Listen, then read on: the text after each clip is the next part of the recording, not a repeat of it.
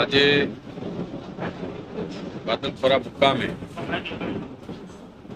Natural farming પ્રાકૃતિક ખેતી સાથે જોડાયેલ લિમિટેડ ખેડૂતોને અહીંયા આત્મા પ્રોજેક્ટ સરકારના અને મારો પરિવાર અને ગામ સમસ્ત આજનો એક પ્રાકૃતિક ખેતી સંવાદનો પ્રોગ્રામનો આજે અહીંયા આયોજન એમાં લિમિટેડ પ્રાકૃતિક ખેતી સાથે જોડાયેલા ગીર સોમનાથ જિલ્લાના ખેડૂતોને બોલાવવામાં એની સાથેનો એક સંવાદ અને દેશના વડાપ્રધાન નરેન્દ્રભાઈ મોદી સાહેબનું 2047નું જે વિઝન છે એમનો પોતાનો પણ એક અભિગમ છે કે આવનારા સમયમાં ભારત દેશ એ પ્રાકૃતિક ખેતી સાથે જોડાય, પ્રાકૃતિક ખેતી સાથે ખેતી કરીને ખેડૂત તો સદ્ધર થાય પણ આવનારી પેઢીને પણ પોષક તત્વવાળો ખોરાક મળે એમના માટે એમનો પણ એક મોટો અભિગમ રહ્યો છે. ગુજરાત સરકાર પણ એમાં ચિંતિત છે.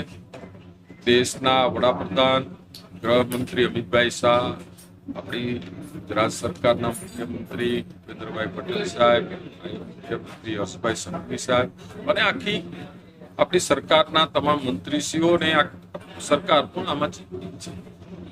ત્યારે મને પણ મારું પોતાનું ગામ છે અને મને પણ એક ખેડૂતોને મળવા માટેનો આજે અવસર મળ્યો છે. મારા પરિવારે મારે આંગણે મળ્યું છે.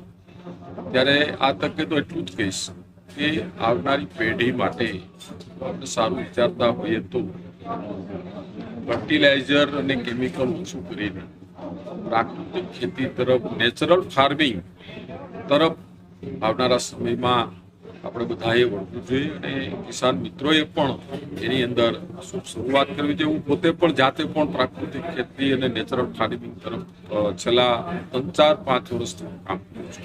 એમાં એ પોતે પણ ખેતી કરું, એનું પરિણામે સારું મળ્યું છે. ખેતીની અંદર પણ પરિણામ સારું મળ્યું છે. ખેતી છે એ બંજર બનતી જાય છે. ધરતી માતા છે એ આજે એકદમ સોલિડ કે તમે ખેતરમાં પગ મૂકો તો તમને લાગે નહીં કે આજે આપણે જમીનમાં આવ્યા છીએ. આનું કારણ છે કેમિકલ ફર્ટિલાઇઝર. તો એની અંદરથી બહાર આવવા માટે પ્રાકૃતિક ખેતી, નેચરલ ફાર્મિંગ તરફ પડશે. એના માટેનો એક સંવાદ અને સેમિનાર આજે અહીંયા રાખવામાં આવ્યો છે. એમાં માનનીય કલેક્ટર સાહેબ છે, બીજા અધિકારીઓ છે અને ખેડૂત મિત્રો પણ અહીંયા છે. ત્યારે બધાને પણ આવકારું છું.